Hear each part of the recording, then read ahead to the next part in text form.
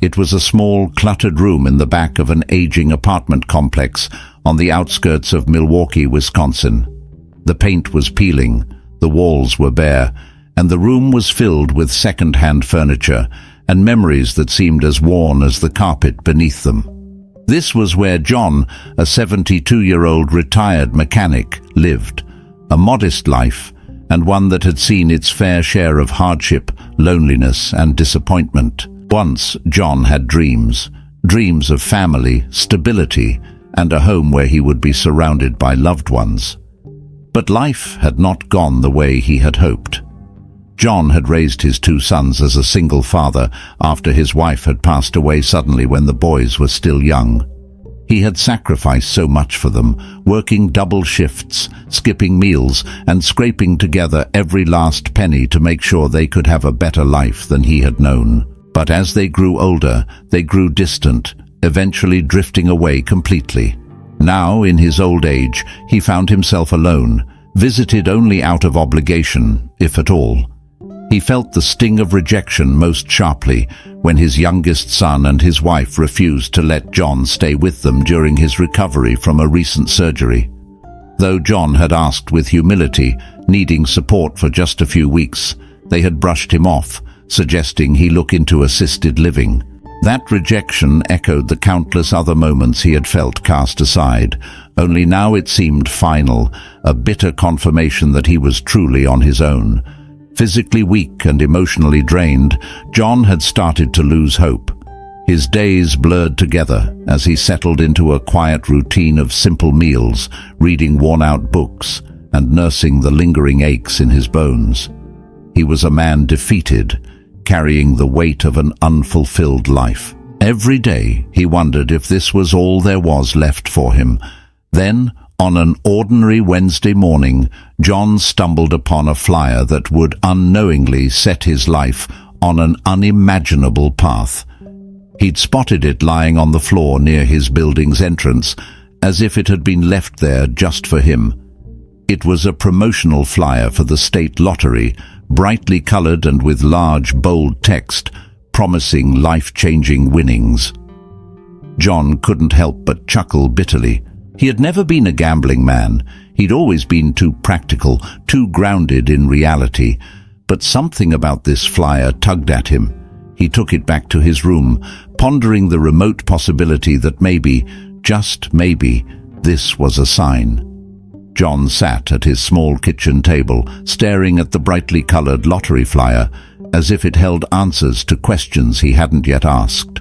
His mind wandered to his sons.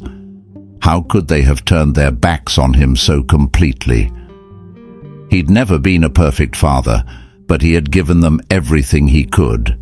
Their rejection cut deep, reminding him of all the other times life had let him down, of all the people who had walked out when he needed them most. It was as if the flyer was mocking him, a ridiculous suggestion that he could even dream of something like a lucky break. Yet, a tiny spark inside him refused to go out. He picked up the flyer, rereading the bold promises, his hand shaking slightly. Against his better judgment, he decided to use a couple of spare dollars to buy a ticket on his way to pick up his medication later that day. A small act, one that felt almost foolish. "What's the harm?" he muttered to himself, slipping the flyer into his coat pocket. "Not like I have anything left to lose." That afternoon, as he shuffled down the familiar cracked sidewalk toward the convenience store, he felt the weight of his decision pressing on him. Every penny was precious, especially now. What if he needed those few dollars for food or for an unexpected expense? But something inside him pushed him forward, whispering that maybe, just this once, he could afford to let himself hope. In the store, he approached the counter with the lottery ticket stand just beside it. The bright colors, the tempting messages, it all seemed too bold, too optimistic for a man in his circumstances. As he purchased his ticket, he noticed the cashier giving him a pitying glance, as if she could see through the little act of desperation he was trying to hide. "Good luck," she said, almost out of habit. John pocketed the ticket quickly and hurried out of the store, embarrassed and somewhat ashamed. Was he really so desperate that he was relying on a lottery ticket to fix his life? But as he walked back, he couldn't ignore the faint thrill, the sliver of anticipation creeping into his thoughts. It was a small ticket, flimsy and insignificant, but in that moment it represented something more, a chance, no matter how remote, to rewrite his story. The week passed in excruciatingly slow motion. John found himself checking the ticket multiple times each day, not out of any real belief, but out of a growing nervous energy he couldn't quite explain. The reality of his situation, of his loneliness, and of his strained relationship with his sons weighed heavily on him, gnawing at his heart and mind. When the lottery drawing day finally arrived, he sat in his dimly lit room, ticket clutched tightly in his hand. As he waited for the numbers to be called, John braced himself for disappointment. He knew it was absurd, irrational even, to think that a simple ticket could change anything for him. He almost laughed at himself, at his own foolishness. But he couldn't deny the longing he felt, the wish, the hope, however small, that maybe this time something would finally go his way. And as the numbers started to roll in, John's heart beat faster, a surreal sense of hope gripping him. Would it be enough to carry him through? Or was this just another setup for disappointment in a life filled with letdowns? John sat at his kitchen table, still clutching the ticket that had miraculously matched the winning numbers. For a moment, he felt paralyzed, shocked and uncertain if he could trust what he'd just seen on the screen. The world seemed to fall away, leaving him in stunned silence. Then the realization hit, and a surge of emotions flooded him. He'd done it.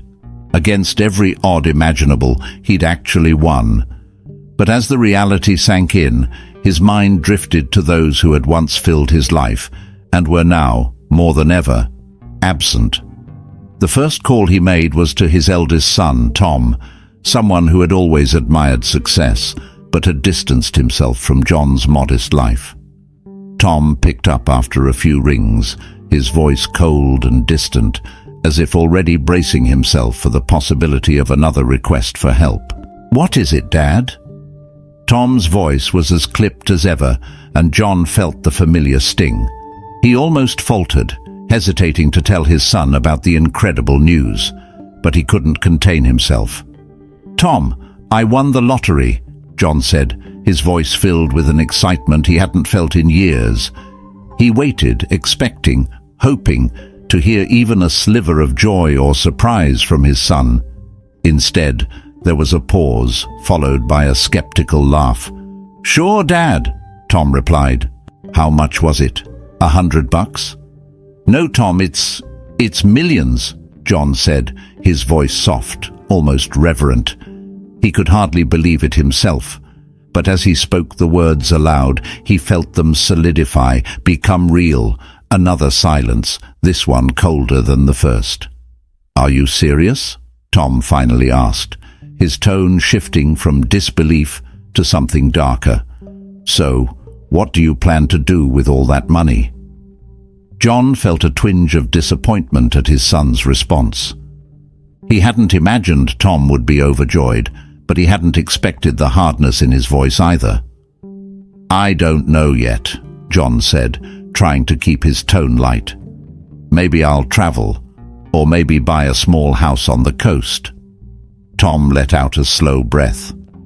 "Just don't go blowing it all on something stupid," he muttered, sounding more like he was speaking to a stranger than to his own father.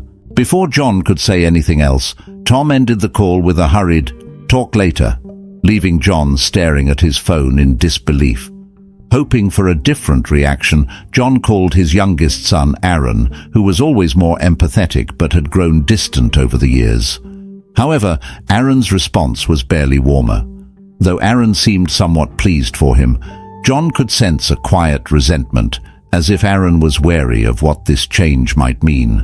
Over the next few days, John found himself caught in a mix of emotions: joy over his newfound fortune, but also a heavy sadness that neither of his sons seemed genuinely happy for him. The dream he'd once held of using money to reconnect with his family was slowly slipping away. He hadn't anticipated that his winnings would come between them, creating a strange, invisible wall of bitterness and jealousy. It was during a quiet afternoon, while nursing his feelings of isolation, that John received a knock at the door. To his surprise, it was Linda, his longtime neighbor, and the closest thing he'd had to a friend in recent years. She'd been widowed for over a decade, and like him, had children who seldom visited. They'd shared countless evenings talking, comforting each other in their solitude. Linda's eyes widened as he shared his incredible news. "John, that's unbelievable," she said, her hands covering her mouth. Her reaction was genuine, a mix of amazement and happiness that made him feel truly seen. For once, he felt a warmth that had been absent in his sons' voices. "I always knew you deserved something good," she whispered with a tearful smile, hugging him tightly. For the first time since his win, John felt a sense of companionship, a reminder that maybe family wasn't just about blood. This connection, though humble, was real, a bond built on shared struggles and simple acts of kindness. The initial thrill of winning had begun to wear off, and John was starting to see the unexpected complications that came with his newfound fortune. Word spread quickly in the small community, and within days people he barely knew, neighbors who'd never said more than a polite hello, old work acquaintances, and even distant relatives, began to reach out, all with seemingly friendly intentions. But the friendliness was often thinly veiled, the questions and offers always circling back to his winnings. Strangers turned up at his door, and once he even spotted a news reporter waiting by the apartment entrance, hoping to catch a few words from him. The invasion of his privacy was overwhelming, making him feel exposed in a way he hadn't anticipated. Every knock on his door now felt like a demand rather than a greeting, and he found himself increasingly anxious, peering through his window before stepping outside. More troubling were the persistent calls and messages from his sons. They were now contacting him daily. Their tone completely changed from the distant coolness he'd known before. Tom, in particular, called constantly, dropping subtle hints about his own financial struggles, mentioning his high mortgage, his kids' private school COSO. John wanted to help. Truly he did. But the way Tom spoke made him feel as if his son saw him only as a means to an end. There was little warmth and even less gratitude in Tom's voice. Aaron, his youngest, was less direct but no less persistent. His requests came with guilt-laden stories of sacrifices he had made over the years, as though he were subtly demanding that John pay him back in some way. "You know, Dad," Aaron said on one call, "I've been thinking, after everything I've done for you and how I've always tried to stay in touch, it'd be nice to know I can count on you now too." The more his sons pushed, the more conflicted John felt. They were his family, and he wanted to believe that money could help heal the rifts that time and circumstance had created. But a small voice inside warned him that he was being seen not as a father, but as a bank, and he couldn't shake the fear that the love they now professed was conditional. One evening, John received another unexpected call from his old boss, Pete, who'd retired years ago. Though he hadn't spoken to Pete since his own retirement, the two had shared a close bond during John's years at the shop. Pete was a hard, gruff man, but he had a loyalty and integrity that John respected deeply. But when Pete got straight to the point, asking if John might consider a business opportunity with him, John felt a pang of disappointment. Even Pete seemed to see him only for his new wealth. John found himself longing for the peace and anonymity he'd once had. Ironically, the very wealth he thought would bring him comfort and companionship seemed to be driving him into a deeper isolation. The only person he felt he could truly trust was Linda, his neighbor, who continued to check on him, bringing him homemade meals and comforting words. Unlike everyone else, Linda's kindness felt genuine, unclouded by ulterior motives. Desperate for clarity, John began to avoid calls from his sons and others, needing time to think. For the first time, he questioned the wisdom of having shared his winnings at all. He had dreamt of a joyful reunion with his family, but instead, he was facing what felt like a siege, surrounded by people who saw him as nothing more than a wallet. As the pressure mounted, John realized he was at a crossroads. He could try to appease those demanding his attention and money, or he could set boundaries, a concept that felt foreign and uncomfortable, but also increasingly necessary. For the first time in his life, John began to wonder if he had the strength to stand up for himself, even if it meant disappointing the very people he had spent his life providing for. John sat alone in his apartment, surrounded by the silence that now felt both a refuge and a prison. The weight of everyone's expectations and demands lay heavy on him, suffocating his initial joy. Since winning, he'd lost more peace than he'd gained, and the excitement had quickly given way to pressure and anxiety. His heart ached for his family's warmth, yet he was beginning to see that the affection now coming from his sons was as hollow as their promises to visit had always been. One night, as he stared out of his small window into the quiet, starlit streets, John found himself confronting truths he had avoided for years. He thought of his late wife, how they had shared dreams of raising a close, loving family. She would never have let things fall apart this way. She had always been the one to bridge the gap between him and the boys. In the years since her passing, John had hoped his sacrifices would keep their family bond strong, yet here he was, feeling like a stranger to his own flesh and blood. He felt torn, part of him clinging to the idea that his sons would come around, that they might finally see him as something more than a source of financial support. But the clearer his vision became, the more he realized that money wouldn't repair the relationships they had allowed to fray. He was beginning to see that nothing he gave would be enough to mend the years of neglect, not unless his sons wanted to change too. In a rare moment of clarity, John understood he had to take control of his own life, perhaps for the first time. The idea of finally prioritizing his own happiness, his own peace, felt strange, almost selfish. But deep down, he knew it was necessary. After a life of giving and sacrificing, of bending to others' needs and expectations, he was ready to make a decision that was purely his own. He took a deep breath, the resolve settling in him like a quiet strength. Instead of rushing to meet his son's demands, he would set boundaries, something he had rarely done in his life. He would offer help, but on his own terms, within limits that respected both his well-being and the life he wanted to build from here on. He realized he had the chance to shape his future, and for once, he was willing to do it without worrying about others' opinions or judgments. This was his moment, his opportunity not only to preserve his newfound fortune, but to forge a life of peace and meaning, a life he could enjoy, free from guilt and expectation. And so, with a steadying breath, he picked up his phone. Instead of dialing his son's numbers, he called Linda, his loyal neighbor. He told her about his plan to travel, to see the places he had only read about, and to experience the beauty of the world for himself. She listened, her voice warm with encouragement, telling him he deserved every joy he was brave enough to seek. In that moment, he felt a support he hadn't felt in years. This was his first step in taking back his life, a life he'd lived for others for too long. Now he was choosing to live it for himself.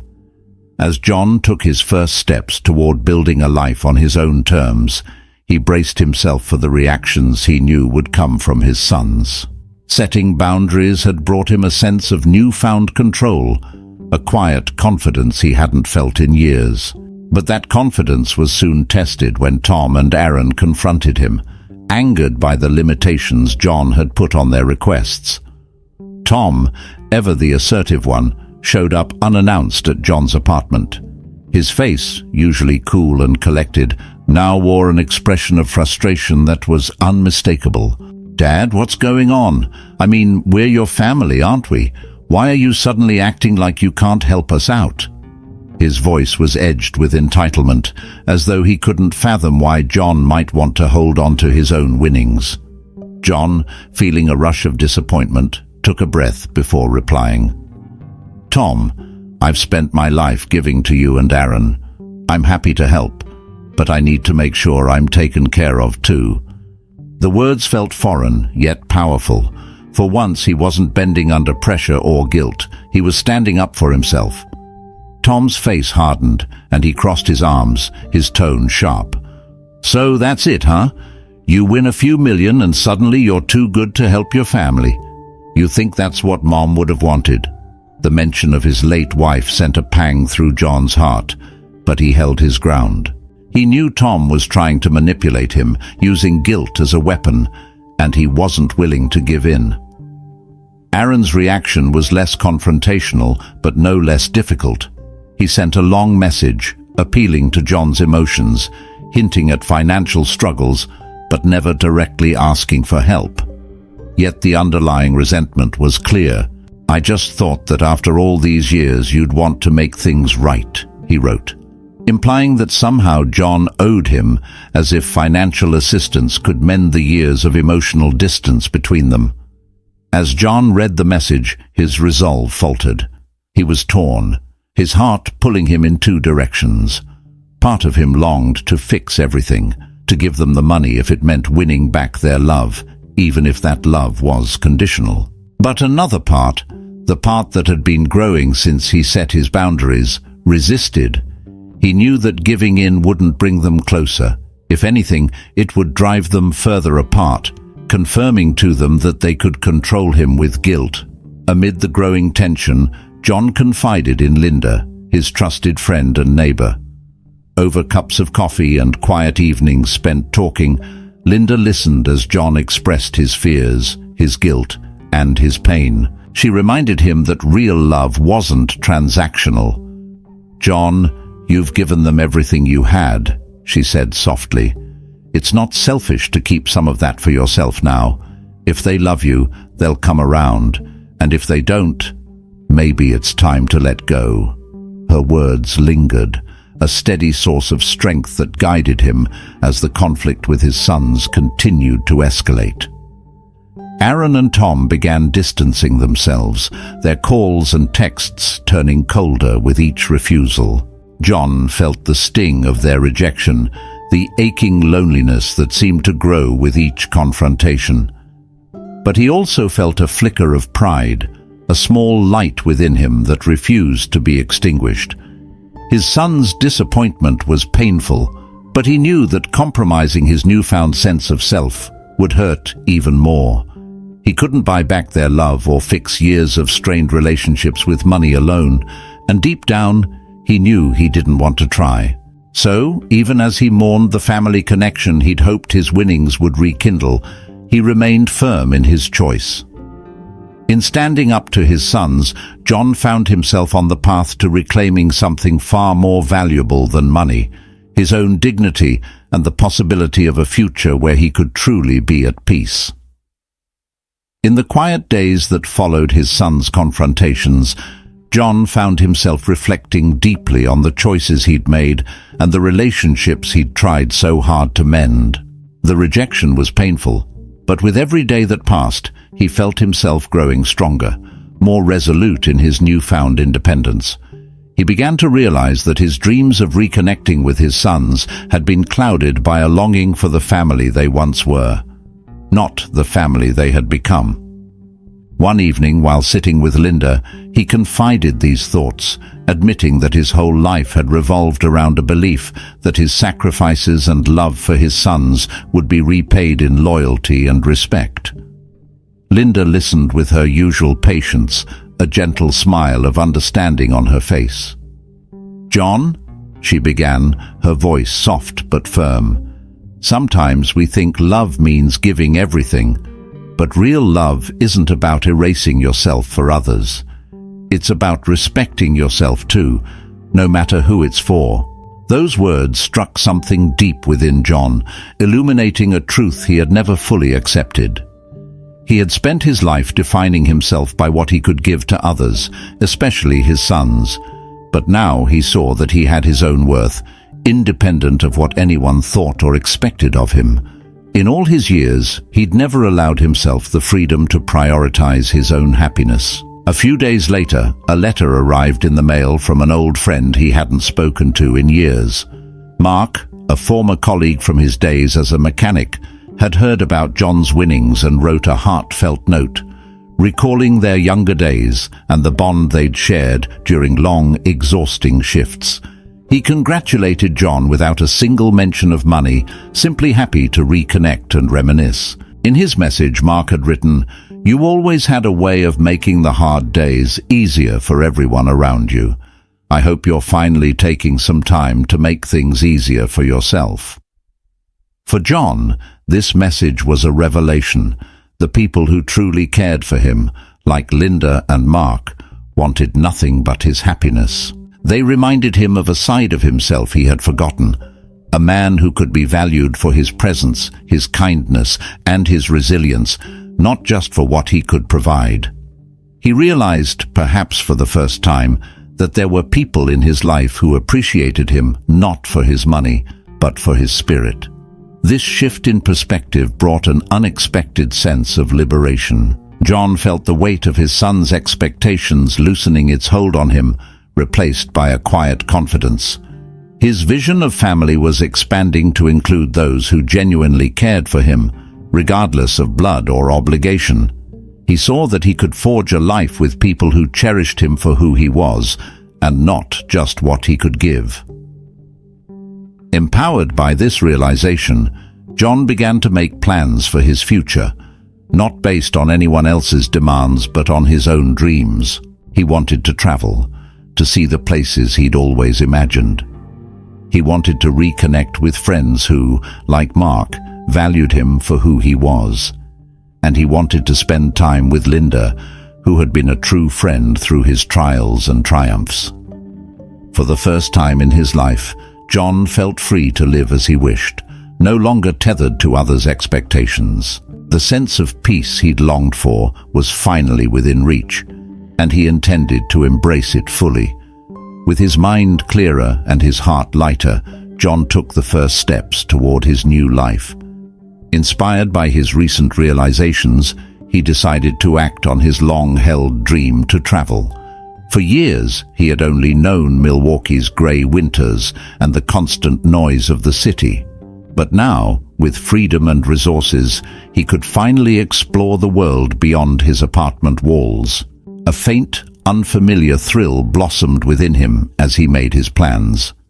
After weeks of research and excited conversations with Linda, John booked his first trip to the Pacific Northwest, a place he had always imagined visiting but had never had the time, energy, or funds to see. Linda, delighted to see him so inspired, even helped him choose a scenic train route that would allow him to enjoy every breathtaking view along the way. Her encouragement and support were the missing pieces he hadn't known he needed, and he began to feel a budding sense of purpose. As his departure date approached, John felt more alive than he had in years. He packed carefully, filling his suitcase with essentials and a few personal mementos, photographs of his younger days, and a postcard his wife had once given him that read, "Go find what makes you feel alive." The message felt prophetic, a quiet reminder of the life he was about to embrace, a life full of experiences he would no longer postpone. On the morning of his trip, John and Linda shared coffee in the early dawn light. Linda gifted him a small notebook, encouraging him to capture his thoughts and memories along the way. "Write down everything," she said, smiling warmly. "These are the memories you'll want to keep close." Her words moved him, filling him with a sense of warmth he hadn't felt in years. He promised her he would, and thanked her for being the friend who saw him through his darkest days. The journey was more beautiful than he had imagined. Every mile felt like a release from the pain of his past, a chance to truly start fresh. The lush forests, mist-covered mountains, and rushing rivers passing by his window seemed to mirror the transformation happening within him. For once, he was living without worrying about others' demands or expectations, and the sense of freedom was both thrilling and calming. During the trip, John encountered other travelers who shared their own stories, people who had taken similar paths to find meaning and peace. They listened to him, not as a wealthy man or a father, but as a fellow human with dreams and struggles. His identity was no longer wrapped up in who he had been to others or in what he could offer them financially. It was grounded in his own sense of self. By the time he returned home, John felt renewed, with a hope that was no longer fragile but steady and growing. For the first time, he was looking forward to life, not because of the wealth he'd gained, but because of the possibilities he now allowed himself to believe in. He was ready to nurture his happiness, explore his passions, and, most importantly, protect the peace he had fought to secure. Linda greeted him upon his return, eager to hear every detail. They laughed and talked late into the night, his stories bringing light to her eyes as he described the places he'd seen and the people he'd met. It was in that moment, with her companionship and genuine joy for his journey, that John realized he was no longer just a father or a provider. He was a man discovering himself, finally living the life he had always dreamed of. John returned from his trip feeling renewed, his spirits lifted and his future no longer weighed down by his past regrets. But as he settled back into his daily life, he quickly found that not everyone shared in his newfound joy. His sons, Tom and Aaron, who had grown increasingly distant since his decision to set boundaries, re-emerged with their own plans, and this time they were more determined and insistent than ever. One evening, as John was catching up with Linda in his apartment, his phone rang.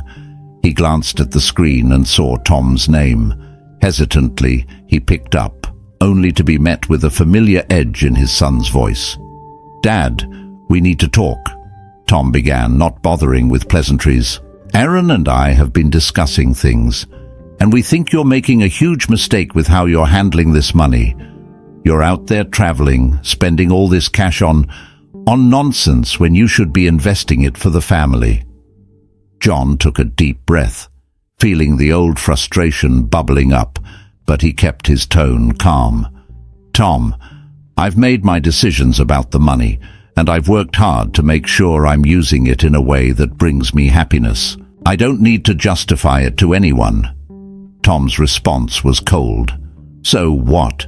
You're just going to throw us aside, forget about your family? You're acting like this is all about you, but we're your sons, Dad. We have a right to this too."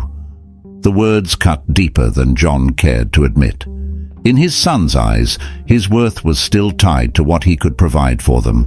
There was no consideration for his happiness, no acknowledgement of his sacrifices or the difficult decisions he had made. It was a demand, plain and simple, and it was masked as concern for his well-being. Over the next few weeks, Tom and Aaron continued to pressure him, escalating from pointed remarks to outright demands. They even suggested that he was acting irresponsibly, hinting at his age and questioning his judgment. The implications stung. They seemed to view him as a burden, a man too old and too naive to handle his own affairs. Then, just as he thought things couldn't get worse, John discovered that Aaron had gone as far as consulting a lawyer about potential rights to his estate, should anything happen to him. It was a devastating blow, a sign that Aaron wasn't merely concerned, but was actively seeking control over John's future. The betrayal weighed heavily, a reminder that his sons saw him only through the lens of what he could give, rather than as a father or even as a person. Linda noticed his spirit dimming, the quiet sadness that lingered after each interaction with his sons. She encouraged him to stay strong, to remember the peace he had found during his travels and the joy he had begun to cultivate in his own life. "Don't let them take this away from you, John," she urged. "You've come too far, and you deserve this happiness." Though her words comforted him, the internal conflict continued to gnaw at him. Standing up to his sons had taken immense courage, and yet each time they pushed back, his resolve wavered, the guilt tugging at him relentlessly. But beneath the hurt, a flicker of strength remained, a reminder of the journey he had begun, of the man he was becoming. Despite the setbacks, John knew that he had to protect his newfound peace, even if it meant facing more heartache along the way. As John struggled with the mounting pressure from his sons, he began seeking support from those who truly valued him beyond the size of his bank account. The weight of his sons' relentless demands and manipulations was heavy, yet he was learning he didn't have to face this battle alone. With each visit, Linda became a source of calm and strength, listening without judgment and reminding him of his right to happiness and freedom. One afternoon, Linda brought over a couple of friends, Carol and Mike, both of whom had once been part of her late husband's close circle. They were around John's age, each with their own set of life experiences and struggles. Carol, a retired teacher, had faced a similar challenge with her own children after inheriting a sum of money from her brother. Mike, a former lawyer, had seen the ugly side of family disputes over finances in his work and knew the toll it could take. They sat around John's small table, sipping coffee as he shared his story, feeling more vulnerable than he had in years. To his relief, both Carol and Mike listened intently, without judgment or pity. They knew well the heartbreak of feeling betrayed by those closest to you, and their empathy was genuine. "You're not alone in this, John," Carol said gently, reaching across the table to place a hand on his arm. "We all want to see you happy. Money doesn't have to control your relationships, especially not with people who see you as more than what's in your bank account." Mike leaned forward, his voice steady and reassuring. "If you need help legally, John, I'd be more than willing to offer some guidance. I know this must be incredibly hard, but you have every right to protect what's yours, emotionally and financially. Sometimes setting boundaries means holding firm, even when it hurts." Their words struck a deep chord in John, filling him with a sense of support he hadn't felt since winning the lottery. It was an unexpected relief to be understood, to find allies who valued him for who he was, not what he had. Carol and Mike's presence made him feel stronger, grounded, and less isolated. They encouraged him to consider his happiness first and foremost, reminding him that he'd earned every bit of the freedom he was now fighting to protect. Over the following weeks, John continued meeting with his newfound friends, their conversations providing a much-needed source of comfort and courage. With their support, he began exploring ways to secure his financial future and protect himself from his son's manipulations. Mike helped him set up a trust, ensuring that his assets would be allocated according to his wishes, with certain conditions that protected his autonomy and limited the control his sons might try to exert. This network of friends, bound by mutual respect and understanding, became his refuge, each of them reinforcing the belief that he was worthy of peace and happiness. Linda, Carol, and Mike's friendship helped him see that he could create a family of his own choosing, a family built on trust, mutual care, and kindness. Their unwavering support renewed his faith in himself, a steady reminder that he was no longer alone in this journey. With their help, John felt ready to face whatever challenges lay ahead. For the first time, he understood that strength didn't come from wealth or status, but from standing firm in his truth, surrounded by people who truly cared for him. It was a quiet, comforting revelation, and one that gave him the resolve to continue forward, knowing he was capable of building a life that was truly his own. With his new support system solidly in place, John felt a renewed sense of confidence and purpose. Carol, Mike, and Linda had become his trusted circle, and their encouragement helped him stay grounded even as the situation with his sons grew increasingly tense. Their demands had turned more insistent, and they now pressed him with a sense of urgency that bordered on desperation. It was as if his decision to set boundaries only intensified their desire to regain control. Knowing he needed to be ready for whatever came next, John took proactive steps to protect his future and his well-being. With Mike's legal guidance, he reviewed his finances and finalized the trust they had discussed, structuring it in a way that ensured his sons would not have free access to his money. The trust's terms provided that a portion of his assets would go toward charities he believed in, supporting causes that had always mattered to him, but which he'd never been able to contribute to before. Though the decision felt empowering, John knew his sons wouldn't see it that way. He braced himself, preparing mentally and emotionally for the fallout that was sure to follow. The weight of guilt tried to creep back in, but he pushed it aside, reminding himself that his life was no longer defined by others' expectations or his son's approval. With each step he took to safeguard his independence, he felt stronger and more at peace. As a final gesture of goodwill, John decided to write letters to both Tom and Aaron. He wanted them to understand that his decision wasn't made out of anger or resentment, but out of a desire to live fully and happily in the years he had left. He poured his heart into the letters, explaining his journey towards self-respect and the value of peace he had come to cherish. He expressed his love for them, hoping they would someday understand his choices and see that he had acted not to hurt them, but to protect himself. The night before he planned to send the letters, John and Linda sat together on his porch, watching the stars in the quiet, comforting darkness. "It feels like I'm finally letting go," John said softly, a mix of relief and sadness in his voice. Linda smiled gently, her hand resting on his arm. "You are, John, and you're doing it with grace.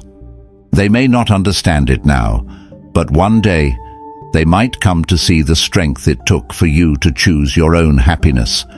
And until then, you have us, and we're here for you." Her words warmed his heart, reinforcing the courage he'd been building. Though he knew the final confrontation would likely be painful, he felt ready. He had spent so many years yearning for his son's approval, sacrificing his own needs to win their love. But now he saw that self-worth wasn't something they could give him. It was something he had to claim for himself. As he went to bed that night, John felt a calm he hadn't known before. He was no longer afraid of losing his sons, because he understood that he had already lost something far more precious in the past: himself.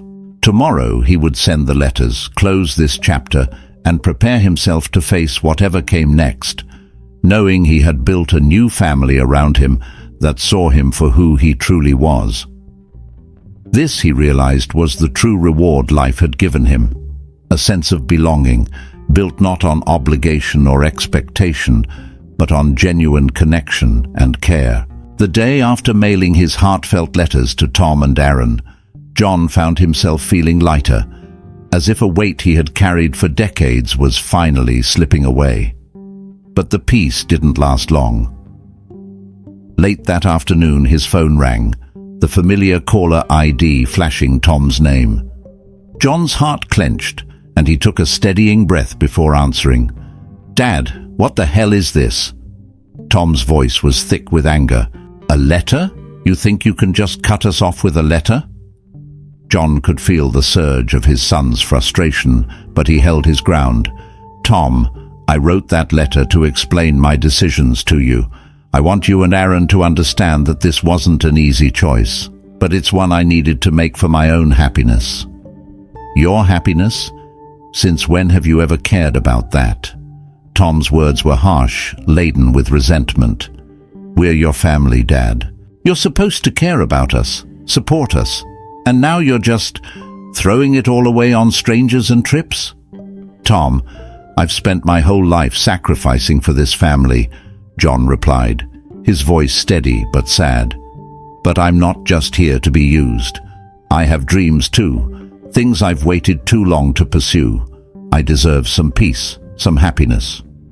On the other end of the line, Tom scoffed, unable or unwilling to understand. "Fine, do what you want, but don't expect us to be there when you finally come to your senses." The line went dead before John could respond, leaving him staring at his phone, feeling both relief and a sharp pang of sadness. Not long after, Aaron showed up at his door unannounced. John could see the tension in his youngest son's face, his shoulders stiff as he entered. "Dad, we need to talk. About this trust, about these plans of yours." John sighed, motioning for Aaron to sit, though he remained standing himself. "Aaron, I know this is hard for you to accept, but my decision is final. I've spent years hoping things would change between us, hoping for the family I thought we could be. But holding on to that has only hurt me." Aaron looked at him, frustration etched into his face. "You're abandoning us, Dad. You're saying we're not important enough. Can't you see that?" John felt his heart ache at Aaron's words. "That's not true, Aaron. I love you both, but I can't keep sacrificing myself for people who only see me for what I can give. If you really loved me, you'd respect my decision to live the rest of my life in peace." Aaron shook his head, bitterness flashing across his face. "I guess we really were just wasting our time then," he muttered, his tone cutting. With a heavy heart, John opened the door for Aaron. They stared at each other, an understanding passing between them, painful and clear. Aaron walked out without another word, leaving John standing in the silence of his own choice. He felt both a deep sorrow and a profound sense of release. His son's responses stung, but he knew he had acted not out of anger or bitterness, but out of a long overdue love for himself. As the door closed behind Aaron, John felt an unshakable strength settling within him. He had faced the confrontation he had dreaded, and though he had lost the closeness he had once yearned for, he had gained something far greater, his dignity and the right to a life defined by his own choices. This time, he wasn't looking back. The final confrontation with his sons left John with a complex blend of grief and empowerment. He had hoped that they might eventually understand, that maybe his choice would lead them to see him differently. But he knew now that, even if they couldn't see his worth, he could. And for the first time, he wasn't looking to them for validation or love. His victory, he realized, was an internal one, a hard-won triumph over years of self-doubt and sacrifice that had cost him so much. In the days following the confrontations, John began leaning into his newfound freedom, embracing each day with an energy he hadn't felt in decades. His small circle of friends, Linda, Carol, and Mike, noticed the change in him immediately. His laughter was fuller, his eyes brighter, his posture lighter. The strain that had burdened him seemed to lift, replaced by a contentment he had fought hard to earn. John set out to travel again, but this time with a more open heart. He no longer carried the heavy weight of unfulfilled obligations or lingering guilt. His first stop was a quiet coastal town in Maine, where he spent his days walking along the shore, feeling the salty breeze on his face and watching the waves crash against the rocks. There, he began to reflect on his journey, recognizing how far he had come, not just physically, but emotionally. Every new place brought with it small moments of joy, chatting with friendly locals, enjoying a quiet coffee on a chilly morning, and savoring the simple beauty of nature. John documented everything in the notebook Linda had given him, filling page after page with reflections, memories, and dreams. This, he realized, was the life he had once dreamed of, a life he had almost lost sight of during years of sacrifice and expectation. It was a life that felt fully his, unencumbered by anyone else's needs or demands. During his travels, John even found himself rediscovering parts of himself he had long forgotten. His passion for painting, which he hadn't touched since his youth, returned with a quiet but insistent call. He began sketching landscapes he encountered, the coastal cliffs, small-town markets and secluded forests, pouring his newfound peace into each drawing. His artistic expression became a way to honor his journey and the transformation he had undergone. One evening, John received a message from Linda. She wanted him to know how proud she was of him, how deeply she admired the courage it had taken for him to choose his own path. Reading her words, John felt a profound sense of gratitude for the people who had supported him, who saw his worth even when he doubted it himself. These friends, his chosen family, reminded him that his life was rich in ways he hadn't anticipated. Through all of this, John felt a quiet victory unfolding within him. He was no longer defined by his wealth, his sacrifices, or his role as a father. He was simply himself, a man who had found the courage to reclaim his life and live it fully. In that newfound freedom, he saw the potential for a future built on joy, passion, and peace. As he stood on a hillside overlooking the ocean one evening, the sky painted in shades of orange and pink, John felt a deep, lasting sense of contentment settle within him. His journey had been long and often painful, but it had led him to a place of true transformation, a place where he could finally be himself. As John settled into his new life, he often found himself reflecting on the path that had led him here, aware of the consequences, but also at peace with his decisions. He knew that his choice to live independently had come at a cost. His relationship with Tom and Aaron might never fully heal. And while this realization carried a sting, it no longer had the power to disturb his newfound peace. Every so often, John would receive a message from Tom or Aaron, often brief and impersonal, just enough to check in, but never enough to feel close.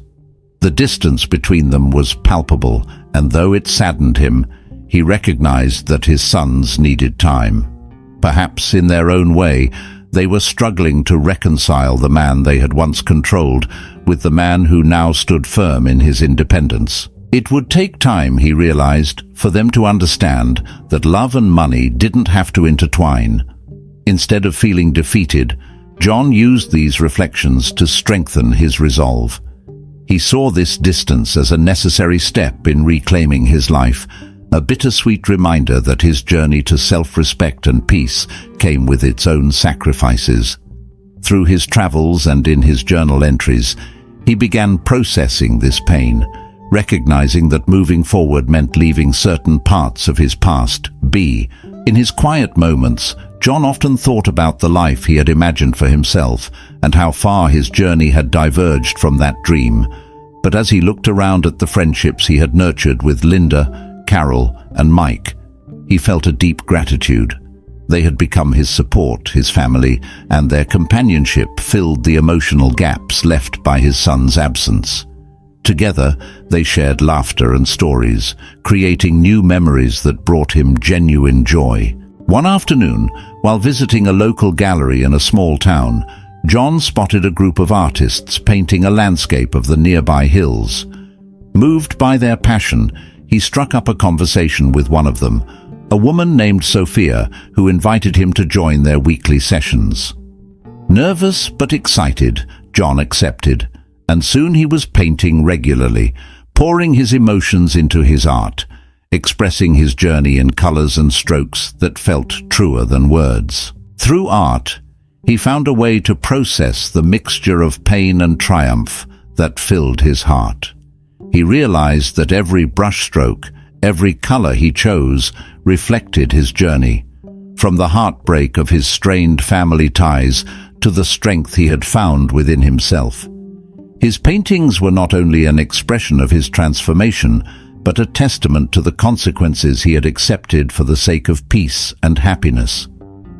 One evening, Linda joined him at one of his painting sessions. Watching him work, she saw in his face a contentment she hadn't seen before. "You're finding yourself again, John," she said, her voice full of warmth. "And it's beautiful to watch." John looked at her, a soft smile crossing his face. "I think I am, Linda. And for the first time, I feel like I'm where I'm meant to be." Though the journey had been painful, he had found a place of acceptance, a place where he could acknowledge the losses he'd endured while embracing the life he was building. His reflections turned from sorrow to gratitude, and he understood that despite everything, he was finally free to live as he chose, surrounded by people who valued him for who he truly was. As the months passed, John settled more fully into his new life. His days filled with travel, painting, and the companionship of friends who valued him for who he was. The scars left by his strained relationship with his sons were still present, but they no longer weighed on him like they once had. Instead, they became quiet reminders of the journey he had taken to rediscover himself. One morning, as John was preparing to join Linda and Carol for coffee, he received a message that stopped him in his tracks. It was from Aaron. The words were simple, a cautious greeting and a request to meet in person.